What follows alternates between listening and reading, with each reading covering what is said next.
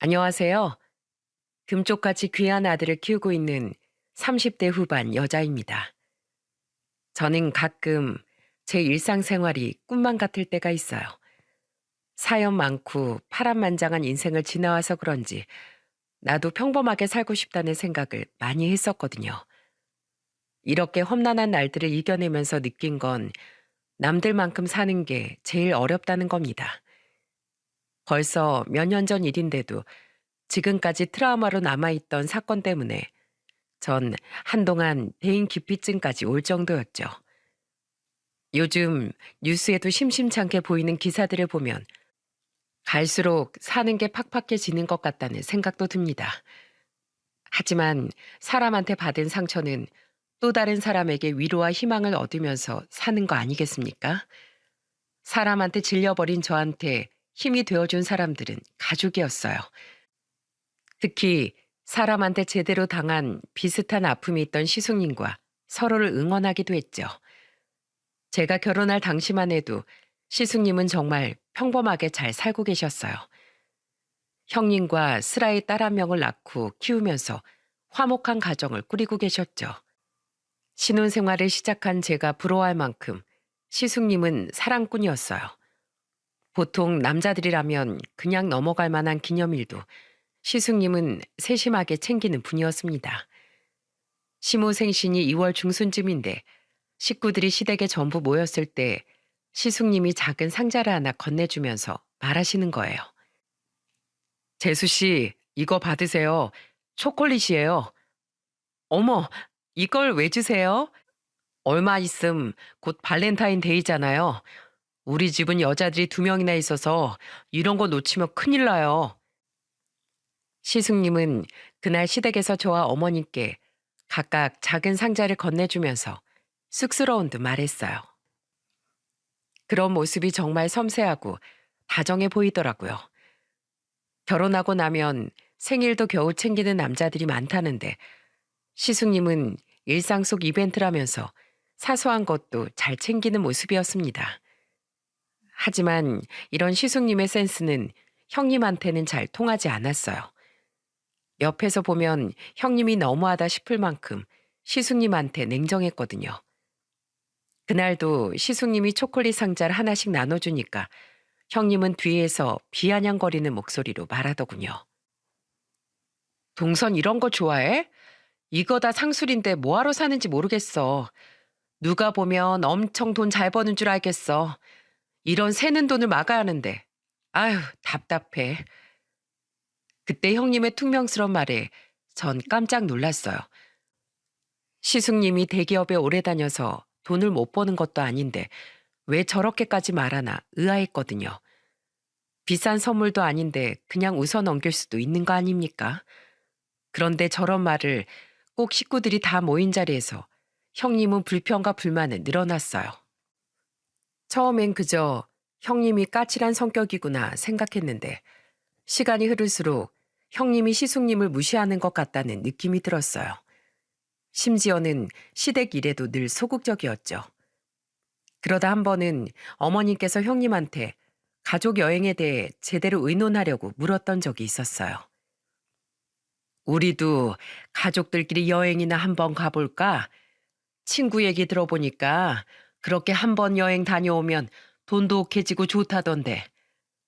그게 돈이 얼만데요. 어머님 아버님에다가 동선의 식구들까지 단체 관람객처럼 가자고요? 아우, 전 딱 질색이에요. 그게 왜 싫어? 가족들끼리 가면 편하고 좋겠구만. 생각해 보세요. 돈 많이 들고 편하게 다닐 수도 없잖아요. 그냥 여행 가고 싶으면 각자 가는 게 낫죠. 그리고 어머님 연세에 어딜 간다고 그러세요. 괜히 자식들만 힘들어져요. 형님의 말에 저는 깜짝 놀라고 말았어요. 당연히 어른들 모시고 여행 가는 거 어렵고 힘들긴 하죠. 하지만 구덕이 무섭다고 장 못 담그는 거 아니지 않습니까? 어떻게 힘들다고 여행 안 간다는 말을 할 수 있는지 형님이 이해가 안 갔어요. 그래서 저는 당황한 목소리로 어머님을 보면서 말했습니다. 원래 여행이 재밌긴 해도 피곤하죠. 어머님, 어디 가고 싶은 곳 있으세요? 마침 저도 남편이랑 여행 한번 가려고 했는데 저희랑 가실래요? 아니다. 됐다. 피곤한데 어딜 가니? 신경 쓰지 말거라. 어머님은 이미 형님의 태도에 마음이 상하셨는지 더 이상 여행 이야기를 꺼내지 않으셨어요. 그런데 형님은 시댁에선 이렇게 말해놓고 친정에선 어땠는 줄 아십니까? 저도 뒤늦게 알게 된 사실에 정말 황당했던 기억이 나요. 시숙님과 남편은 결혼 전부터 우애가 좋아서 힘든 일 좋은 일 서로 터놓고 지내던 사이였죠. 서로 집도 같은 아파트에 동만 달라서 걸어서 10분이면 올 수 있을 만큼 가깝게 지냈어요. 그래서 그때도 시숙님이 부부싸움을 처음으로 대판하고서 답답한 마음에 저희 집까지 찾아오셨던 겁니다. 시숙님은 속상했는지 가슴을 치면서 말하셨어요. 우리 어머니가 여행 가고 싶다고 할 땐 피곤하다면서 정색하더니 장모님이 여행 얘기 꺼내니까 바로 숙박 예약하고 카니발까지 렌트하더라니까? 이 상황에서 내가 기분 나쁠 수 있는 거 아니야? 처가 식구들과 여행 가는 문제로 대판 싸운 시숙은 답답한 심정을 토로했습니다. 그때는 저도 형님의 생각이 도저히 이해가 안 갔어요. 양가 부모님께 어느 정도 똑같이 챙겨드릴 필요가 있는 거 아닙니까? 그런데 시숙님 이야기를 들어보면 형님은 오로지 친정만 있는 사람 같았어요. 당시에도 형님은 시숙님한테 아예 단정을 지으면서 이런 말까지 했었다고 하더군요. 우리 집은 아들이 없으니까 당신이 사위면 아들 역할도 해줘야지. 시숙은 형님의 이상한 논리에 답답한 목소리로 말했다고 했습니다. 그럼 우리 집엔 딸 없으니까 당신이 맏며느리로서 딸 역할도 해줄 거야? 아니, 그걸 내가 왜 해? 여자랑 남자랑 같아? 당신이 우리 집에서 잘 살고 있던 날 데려와서 결혼했으면 당연히 우리 부모님께 잘해야지. 여러분들은 저희 형님의 이런 말이 이해가 가십니까? 저는 정말 기가 막혔어요. 저도 친정의 딸만 둘이지만 남편한테 우리 집에서 아들 못까지 하라고 강요해 본 적이 없었거든요. 그래서 그런지 남편도 황당한 목소리로 시숙님을 보면서 말하더군요. 솔직히 형수님 가끔 우리 부모님께 말하는 거 보면 나도 마음이 다 상할 정도야. 그런데 형한텐 왜 그렇게 처가에 잘하라고 강요를 해? 계산적으로 따지기 싫긴 한데 이런 식이니까 계속 머리만 아픈 거라니까? 어째 날이 갈수록 사람이 점점 더 벽이 생기는 기분이야. 시숙님은 답답한 목소리로 어떻게 해야 될지 모르겠다면서 한숨까지 쉬었습니다.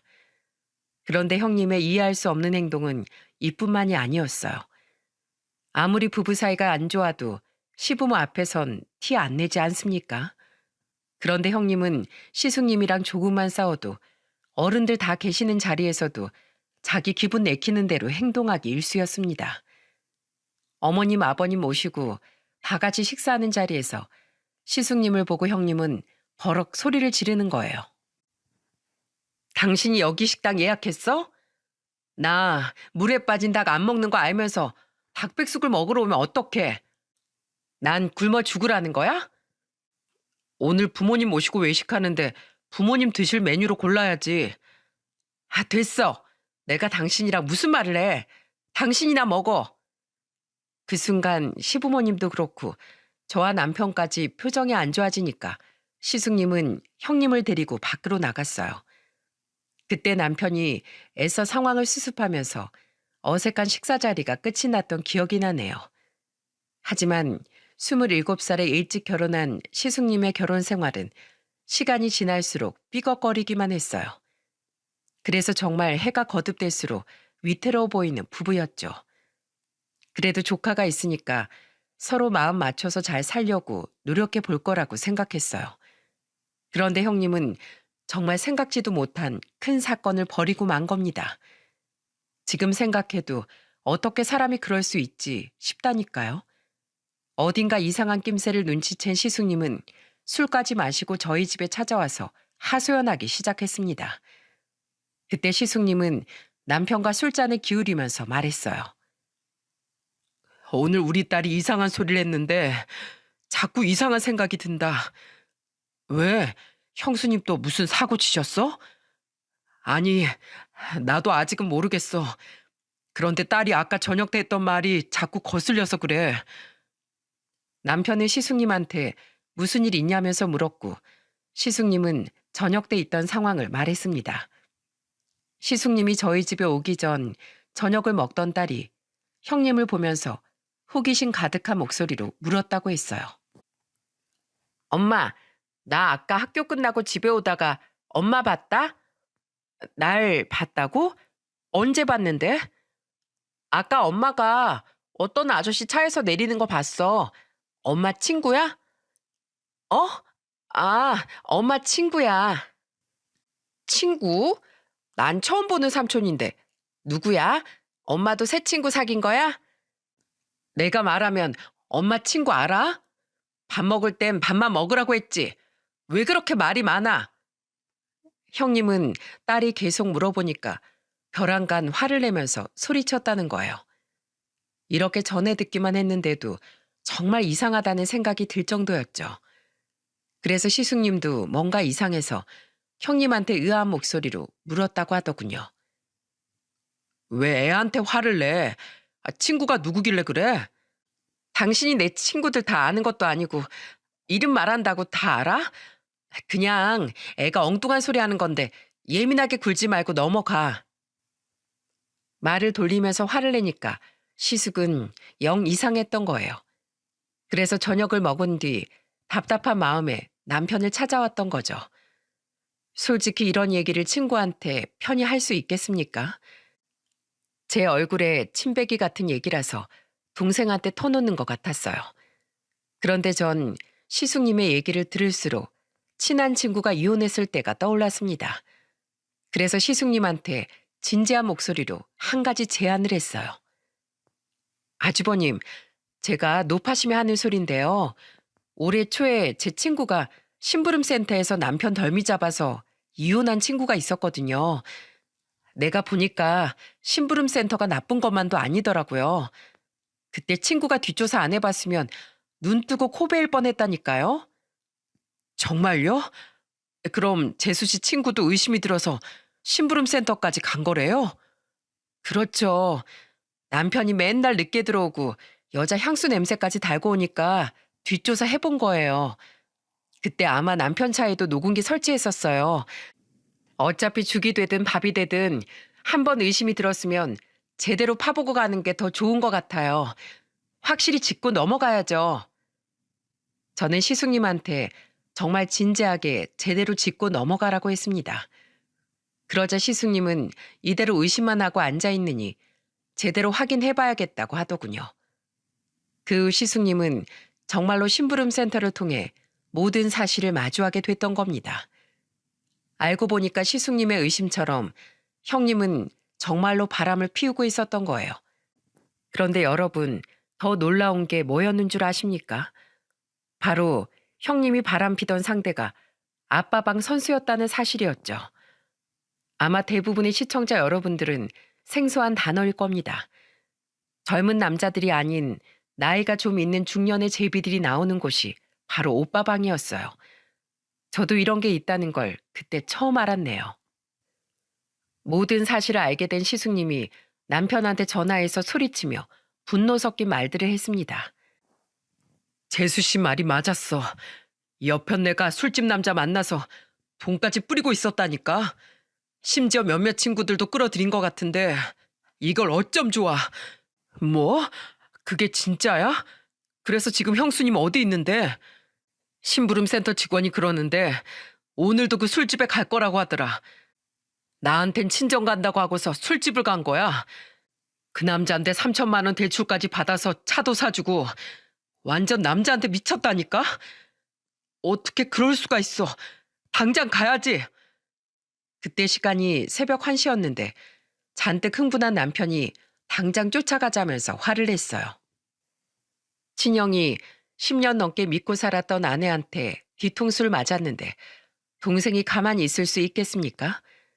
저는 몹시 흥분한 남편이 운전하고 가다 사고라도 낼까 봐 대신 운전을 하기로 하고 따라갔어요. 시숙님은 가는 내내 초조한 듯 손톱을 깨물었고 그 사이 형님이 있다는 술집 앞에 도착했습니다. 그때 남편은 시숙님과 거침없이 술집 문을 열고 들어갔어요. 여러 방문을 열면서 확인하다가 한 방문을 열어 제낀 순간 그곳에는 술에 취한 형수님이 떡하니 있는 겁니다. 그때 시숙님이 그 광경을 보고 소리쳤어요. 야, 네가 어떻게 나한테 이럴 수가 있어? 여보, 당신이 여길 어떻게 알고 왔어? 뭐야, 저 불려시 같은 게 귀엽고 이 사단을 내는구나.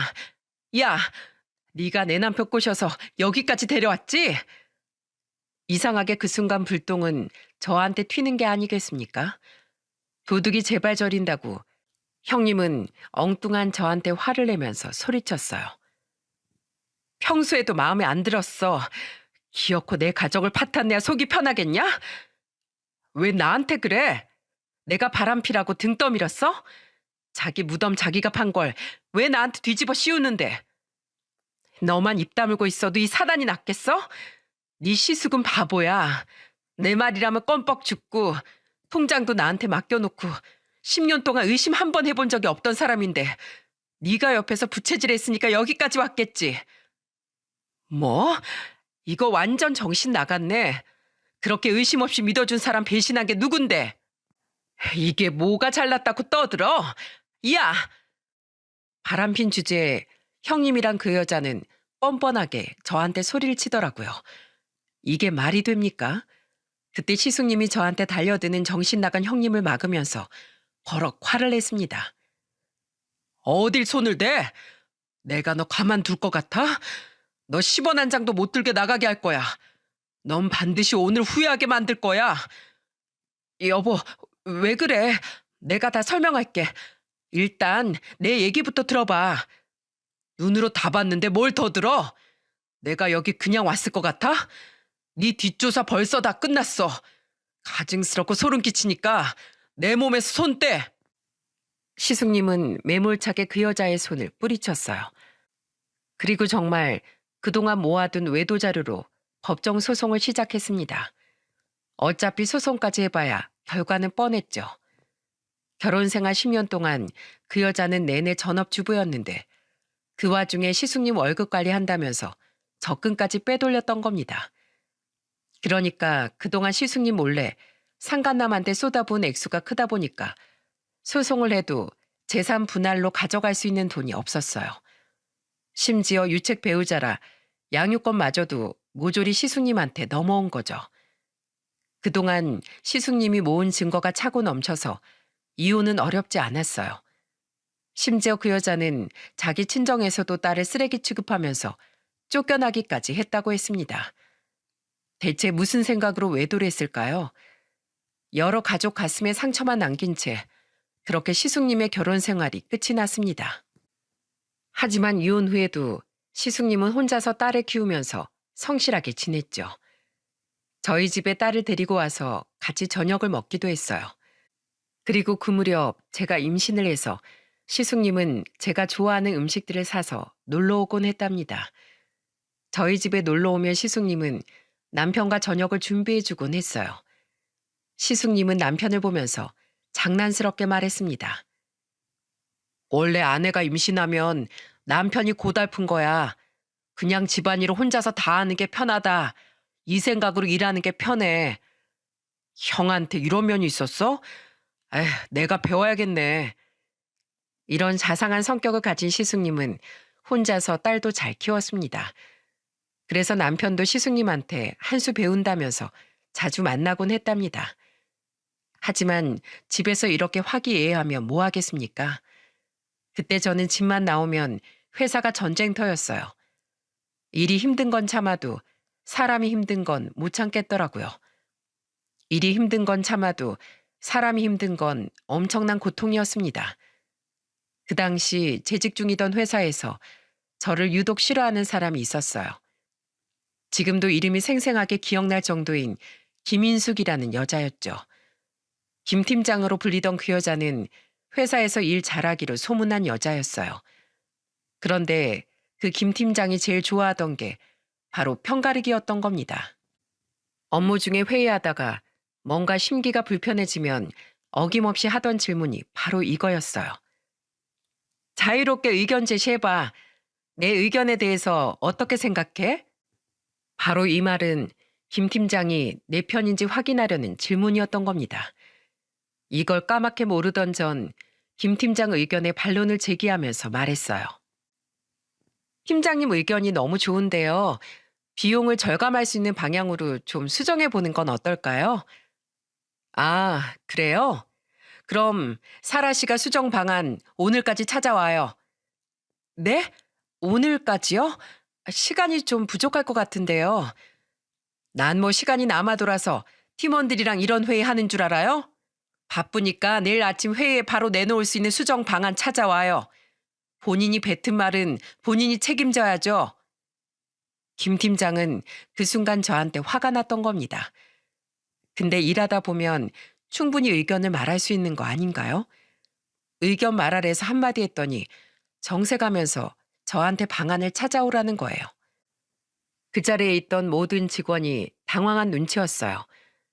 회의가 끝나고 김 팀장이 나가자 직원들은 수근거리면서 말했습니다. 사라 씨 임신했는데 지금 야근하라는 거야? 아, 김 팀장도 진짜 독하다 독해. 다들 걱정스러운 말들을 하긴 해도 선뜻 저를 돕는 사람은 없더라고요. 잘못 도우면 김 팀장한테 찍힐 테니까 저를 멀리하기 시작하더군요. 그렇게 저는 임신한 몸으로 새벽까지 야근을 하다 집에 갔었죠. 남편은 그때 잠도 안 자고 절 기다리다가 저를 보고 걱정하는 목소리로 말했습니다. 여보, 야근한 거야? 안 피곤해? 갑자기 일이 생겨서 어쩔 수가 없었어.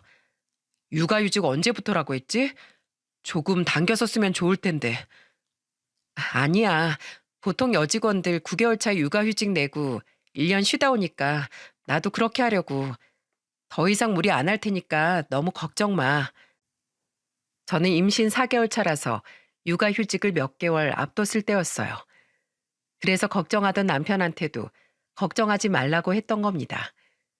하지만 김 팀장한테 제대로 걸린 전 앞으로 벌어질 일을 상상도 못했던 거였어요.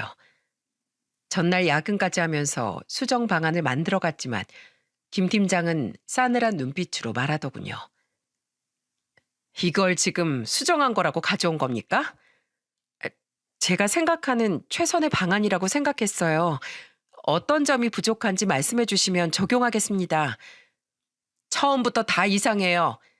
내 의견에 반박하길래 엄청난 게 있는 줄 알았는데 생각보다 허접하네요. 임신했다고 대충 일하는 건가? 네? 그건 절대 아닙니다. 그러면서 일을 왜 이따위로 하지? 이런 허접한 방안 말고 제대로 된 걸 가져오라고. 갑자기 화를 내면서 소리치는데 저는 얼굴이 다 화끈거렸어요. 게다가 사무실에서 그 난리를 쳐서 온 직원들이 절 다 쳐다보는 것 같았습니다. 저는 그렇게 김 팀장이 시키는 대로 일주일 내내 야근을 거듭할 수밖에 없었죠. 시간을 더 주는 것도 아니고 어디가 잘못된 건지 제대로 알려주지도 않았어요. 그러면서 보고서를 들고 가면 다시 해오라는 말뿐이었던 겁니다. 참다 못한 전 김 팀장한테 진지한 목소리로 말했어요. 팀장님, 제가 역량이 부족해서 제대로 된 수정 방안을 찾지 못할 것 같습니다. 그러니까 팀장의 의견대로 추진하는 게 좋을 것 같아요. 사라 씨, 장난해? 그럴 거면 뭐하러 내 의견에 반박해? 지금 사라 씨가 혼자서 까먹은 시간이 일주일이야. 그 시간 다 어떻게 보상할 거야? 애 낳고 회사 관두려고 일 대충 하는 거지? 네? 정말 그런 거 아니에요. 전 잘해보려고 했어요. 이게 잘해보려고 한 거라고? 나랑 해보자고 덤비는데 내가 가만히 있을 것 같아? 김 팀장은 혼자서 무슨 오해를 했는지 제가 덤빈다고 생각하는 것 같았습니다. 저는 그때부터 극심한 스트레스로 너무 힘들었어요. 심지어 밤에 잠을 자다가도 깰 만큼 정신적으로 너무 힘들었죠. 자다가 악몽을 꿔서 벌떡 일어나기도 했어요. 하지만 김 팀장의 괴롭힘은 끝이 날 기미가 없었습니다. 제가 임신 5개월 차가 됐을 때 김 팀장은 제가 오면 비꼬는 목소리로 말했어요. 사라 씨 임신하면서 몸매 많이 망가졌다. 다이어트 좀 해. 누가 보면 애 한 3명쯤은 낳은 아줌마인 줄 알겠어. 안 그래? 다들 여기 좀 봐요. 사라 씨 엉덩이 퍼진 것 좀 봐. 왜 그러세요? 왜 그러냐고? 이런 건 여자들이 봐야 정확하게 알지. 일어서 봐. 엉덩이부터 다리가 진짜 무다리네. 김 팀장은 구경이라도 난 것처럼 직원들까지 불러서 저를 조롱했어요. 심지어 김 팀장 오른팔이라고 불리는 한 직원은 그 옆에서 붙어서 맞장구를 치면서 큰 소리로 웃으면서 말하더군요. 우와, 팀장님은 직원들 관리까지 신경 쓰세요? 어쩜 이렇게 세심하세요? 사라신 이런 팀장님 둬서 좋겠다. 그러니까 사라씨 기미도 잔뜩 있는데 산부인과만 다니지 말고 피부과도 다녀. 이러다가 남편 다른 여자가 채가겠어. 지금 이걸 농담이라고 하는 겁니까? 저는 모욕감마저 느낄 정도로 심한 수치감이 들었습니다. 육아휴직만 보고 버티던 전 정말 너무 힘든 나날이었어요. 조금만 버티면 휴직이니까 도저히 방안을 찾을 수가 없었죠. 그런데 어느 날부턴가 김 팀장이 저한테 업무를 일부러 안 주기 시작하는 겁니다. 그러면서 김 팀장은 저를 개인 비서 부리듯이 부리기 시작한 거예요. 심지어 사무실에서 저한테 김 팀장은 이런 지시를 하기도 했습니다. 사라 씨, 가서 커피 좀 타와. 네? 커피요? 귀 막혔어? 커피 타오라고. 일을 못하면 커피라도 타와야지. 왜? 그것도 못해? 대체 집에서 뭐하고 사는 거야? 굶뜨고 말기도 못 알아먹으면서 빨리 가. 저는 김 팀장의 지시가 모욕적이었지만 참을 수밖에 없었어요. 회사에 아무리 민원을 제기해도 씨알도 안 먹혔거든요. 그래서 어떻게든 육아휴직까지만 버티자 싶었죠. 그런데 김 팀장한테 커피를 타서 가져다 주니까 갑자기 서류 봉투를 던지면서 말하더군요.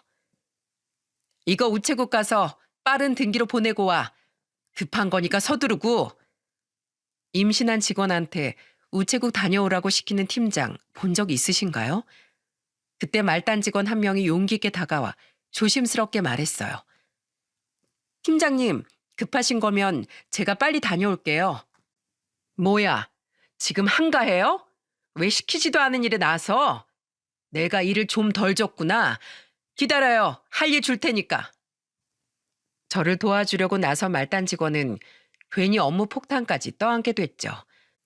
상황이 이러다 보니까 누구 하나 절 도와주려고 나서지 못한 겁니다. 그야말로 저는 사면 초가였어요. 그래서 회사에 정식으로 민원으로 또 한 번 제기했어요.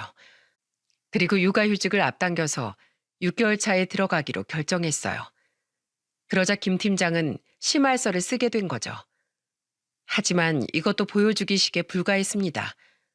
그런데 여기에 분노한 김 팀장은 독이 오를 대로 오른 독사처럼 저를 공격하기 시작했어요. 그날 이후 저한테 욕까지 서슴지 않더군요. 사라 씨, 보고서 똑바로 못 써? 인사팀에 보내는 건 제대로 해놓고 팀에서 하는 일 이런 식으로 개판으로 하는 거야? 정신 나갔어? 소리 지르지 않아도 다 들리니까 제발 언성 좀 낮춰주세요. 뭐야? 이제 쉬러 들어가면 끝이다 이건가? 이래서 임신한 여자들이 싫다니까. 힘들다고 빼고 출산한다고 빼고 저러다가 애 낳고 오면 애 보러 간다고 할걸? 야, 그냥 네 발로 나가.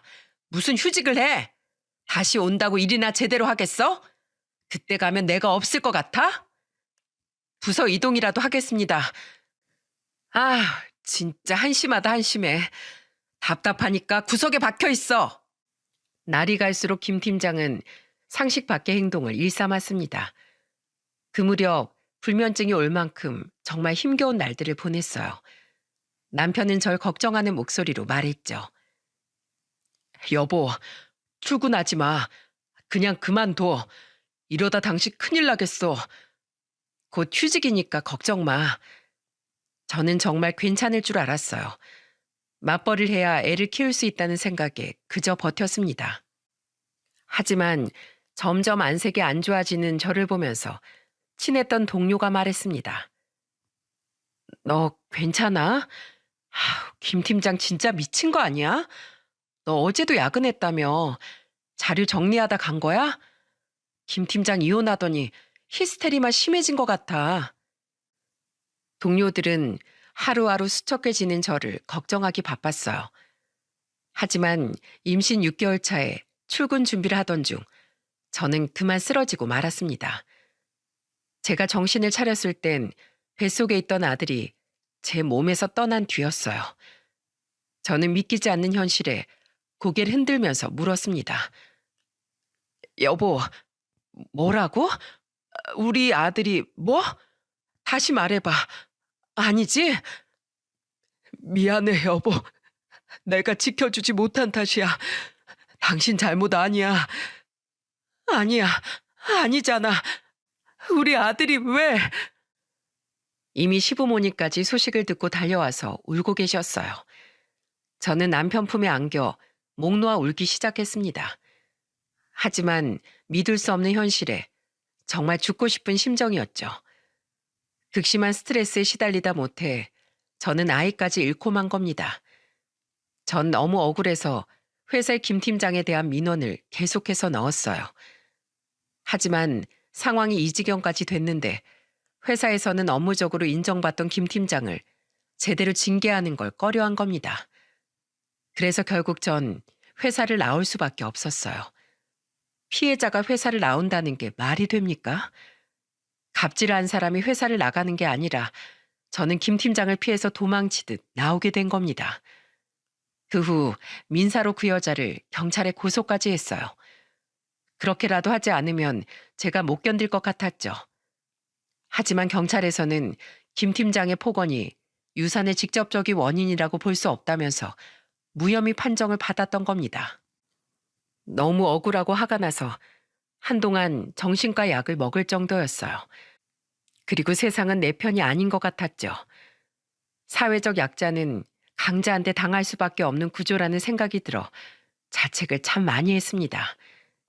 그때 시숙님은 저희 집을 자주 찾아와서 죽을 챙겨주면서 말했어요. 재수 씨, 힘들겠지만 이거라도 좀 먹어봐요. 이러다 몸 상하겠네. 전 죽 먹을 자격도 없어요. 저 신경 쓰지 마세요. 내가 어떻게 신경을 안 써. 재수 씨 나 힘들 때 이것보다 더 했잖아. 시숙님은 남편과 같이 저를 많이 챙겨줬습니다. 그때 너무 고맙고 정말 큰 의지가 됐습니다. 하루아침에 아이도 잃고 직장까지 잃어서 상실감에 너무 힘이 들었죠. 하지만 시숙님은 조카까지 데리고 와서 기운 차릴 수 있게 많이 도와줬어요. 세상이 너무 원망스럽고 힘들 때 남편과 시숙님이 큰 희망이었죠. 그렇게 저는 긴 어두운 터널을 가족들의 응원을 받으면서 이겨냈습니다. 그리고 3년 만에 저는 임신에 성공하면서 아들을 낳게 됐어요. 남편은 제 손을 잡으면서 울먹이면서 말해줬습니다. 여보, 내가 정말 잘할게. 당신이랑 우리 아들 내가 꼭 지켜줄게. 늘 곁에서 힘이 돼주는 남편과 저는 단란한 가정을 꾸리겠다고 다짐했어요. 시숙님도 출산을 축하해주면서 남자아이 옷을 선물로 주면서 말하더군요. 재수씨 축하해. 우리 딸만큼 키우려면 재수씨 이제 바쁘겠어. 아주버님이 많이 도와주세요. 육아는 저보다 한 수 위시잖아요. 그럼 도와주고 말고 나한테 말만 해. 시숙님은 뭐든지 도와주겠다면서 말했어요. 자상한 시숙님은 정말 좋은 짝만 만나면 완벽하겠다 싶었죠. 한동안 시숙님은 아들을 보러 오면서 더 가깝게 지냈습니다. 그러던 어느 날 시숙님이 이혼 5년 만에 저와 남편을 보면서 진지한 목소리로 말하더군요. 나 중요하게 할 말이 있는데 두 사람한테 제일 먼저 말하고 싶었어. 나 사실 요즘 만나는 사람 있어. 저와 남편은 시숙님의 깜짝 발언에 놀랐습니다. 너무 궁금해서 전 시숙님한테 하나씩 물어보기 시작했어요. 어떻게 만나셨어요? 대체 어떤 분이길래 이렇게 꽁꽁 숨겨둔 거예요? 결혼정보회사에서 만난 사이야. 등록하면서도 이게 되겠어 싶었는데 이렇게 됐네. 성격은 어때요? 잘 맞아요? 어, 말도 예쁘게 하고 배려심도 깊은 여자야. 똑똑해서 내가 배울 점도 많은 것 같고 나랑 비슷한 점도 많아. 이혼 한 번 한 적 있더라고. 오히려 같은 아픔이 있어서 난 좋더라. 진짜요? 꼭 좀 보여주세요. 너무 궁금해요. 다음 주에 부모님이랑 같이 자리 좀 마련해 볼게. 꼭 와. 그럼요. 당연히 가야죠. 같은 아픔이 있는 여자를 만나 시숙님은 지난날의 상처를 이겨내고 있었어요. 첫 번째 결혼은 실패했지만 이번엔 좋은 여자이길 바랬죠. 그렇게 시숙님이 말했던 약속 날짜가 다가왔고 저는 남편과 시부모님을 모시고 먼저 약속 장소에 도착해 있었어요. 어머님은 긴장한 듯 물을 마셨죠. 그런 어머님을 보면서 저는 긴장을 풀어드리려고 어머님께 말을 걸었습니다. 어머님, 좋으시겠어요. 맨날 시숙님 누구 좀 만나기 바라셨잖아요. 그러니까 우리 병호가 얼마나 상처를 많이 받았니. 아휴, 제발 좋은 여자였으면 좋겠는데. 걱정 마세요. 이렇게 식구들 다 불러서 소개할 정도면 분명 좋은 분일 거예요. 저는 긴장한 어머님을 풀어드리면서 대화를 하고 있었습니다. 그 순간이었어요. 똑똑. 저희가 있던 룸을 누군가가 노크하는 소리가 들렸고 식구들은 일제히 문을 바라봤어요. 그 순간 문이 열리면서 시숙님과 한 여자가 문을 열고 들어왔습니다. 그리고 그 여자는 식구들을 보자마자 당당한 목소리로 인사를 했어요. 안녕하세요. 김인숙이라고 합니다.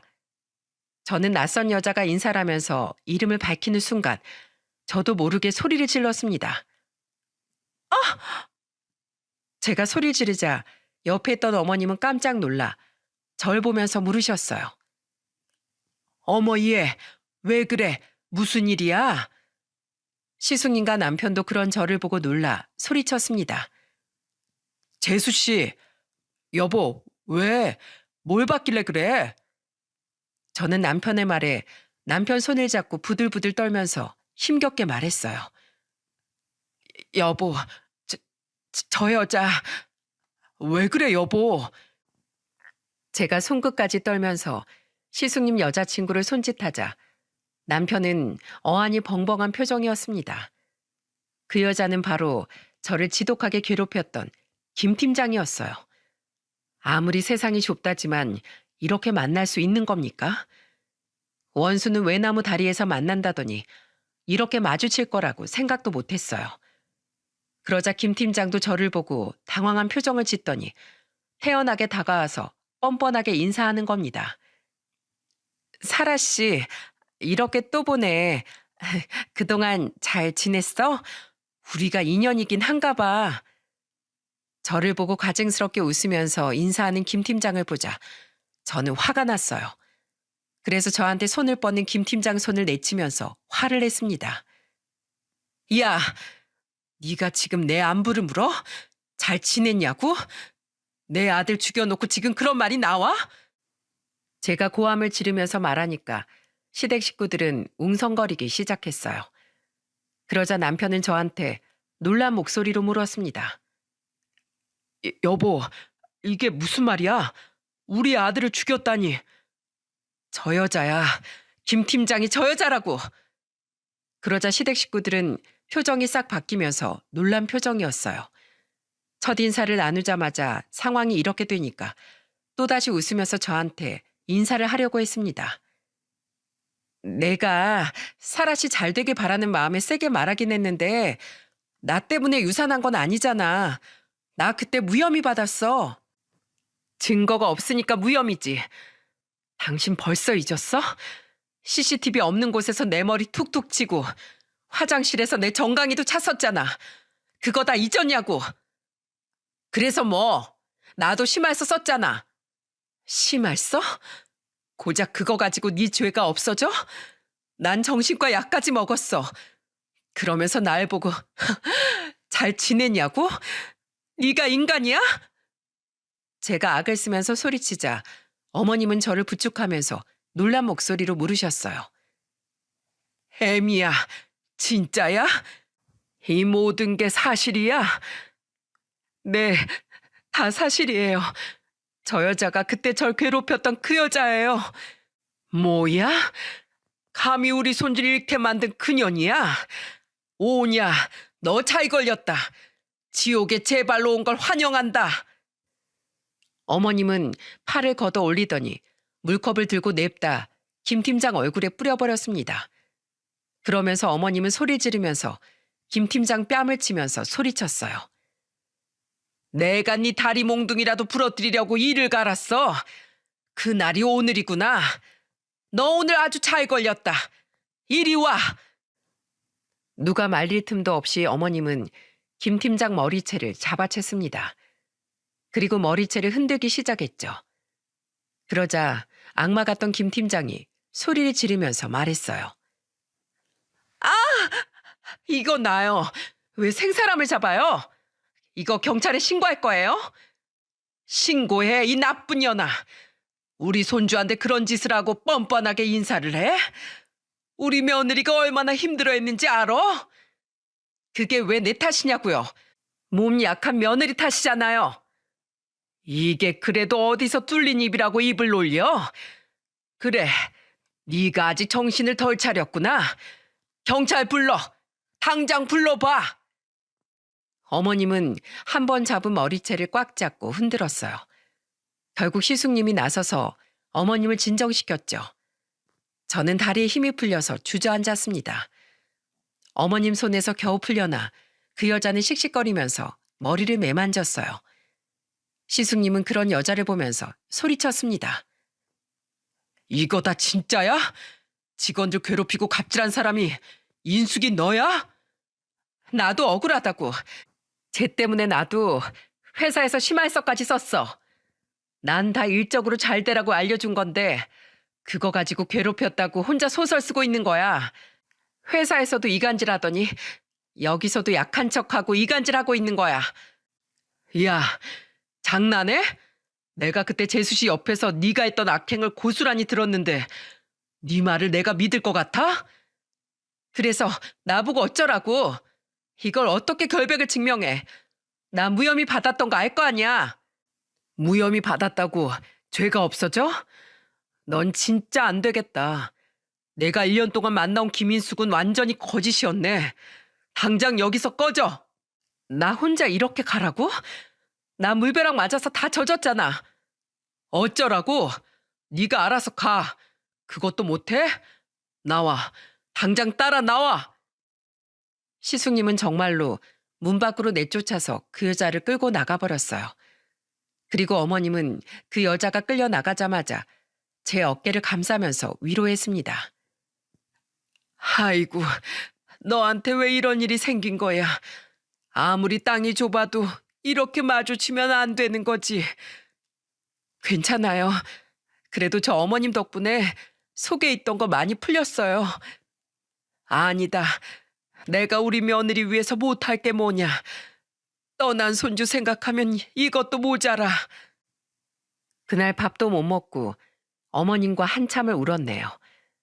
결국 식사도 못한 채 집으로 오게 됐고 시숙님은 저를 보면서 미안한 목소리로 말했습니다.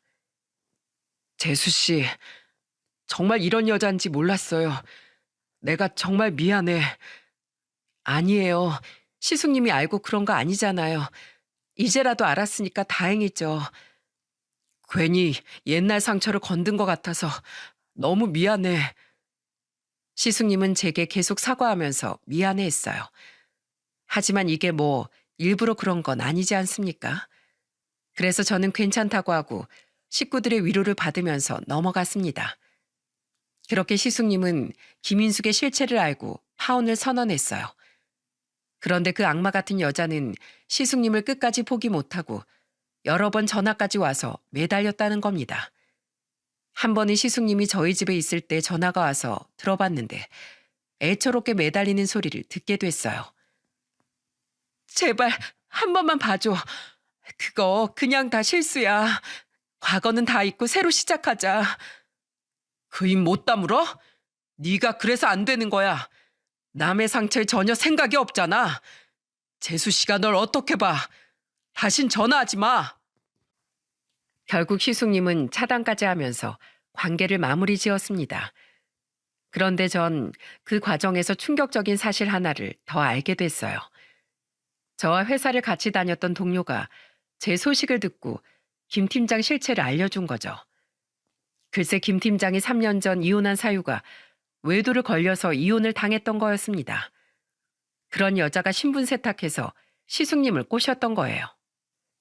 첫 번째 여자에 이어서 두 번째 여자까지 바람핀 여자를 만날 뻔했던 겁니다.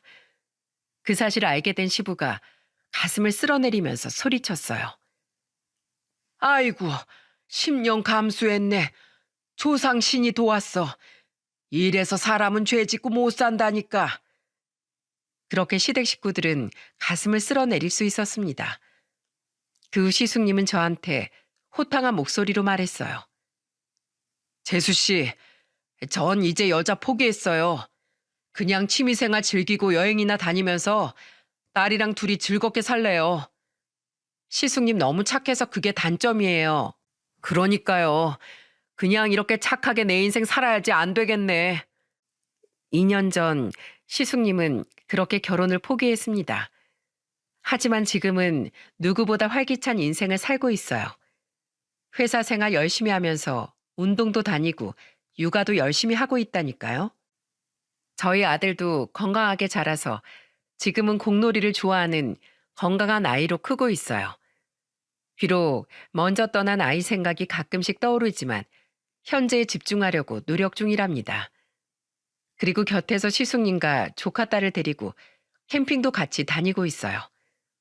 그래서 가을을 만끽하면서 잘 지내는 중이랍니다. 현재를 잘 즐기고 있는 제가 이런 사연까지 보낸 이유는 하나예요. 요즘은 결혼 상대를 볼 때 조건도 중요하지만 정말 중요한 인성을 더 자세히 보길 바랍니다. 제가 살아보니까 돈은 있다가도 없고 또 없다가도 있는 게 돈이더라고요. 그래서 현재 얼마를 버는지 하나도 중요한 게 아닌 것 같아요. 오히려 지금 만나는 상대와 인생의 거친 파도를 잘 넘어갈 수 있을지를 자세히 따져보는 게 어떨까요?